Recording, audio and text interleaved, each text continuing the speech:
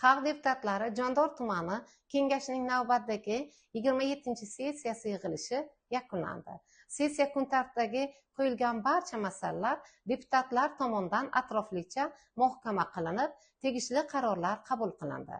Jumladan, Jondor tumani mahalliy byudjet daromadlari bajarilishi holati, qo'shimcha rezervlarni aniqlash bo'yicha amalga oshirilgan ishlar, soliqlar va boshqa majburiy to'lovlar kesimda byudjetga hisoblangan va amalda to'langanligi, ular bo'yicha soliq qarzdorligi to'g'risidagi masala qizg'in muzokaralarga boy bo'ldi.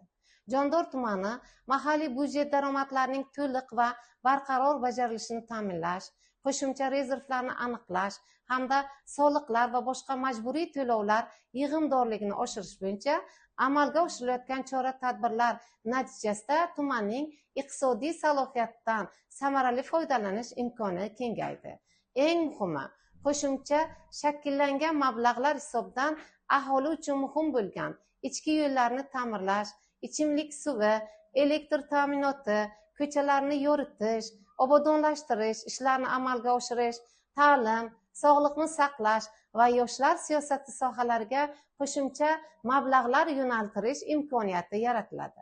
Natijada Jondor tumanida iqtisodiy faollik va investitsiya muhiti yaxshilanib, aholi bandligi va turmush darajasini oshirishga, mahalliy byudjetning mustaqilligini kuchaytirishga erishiladi.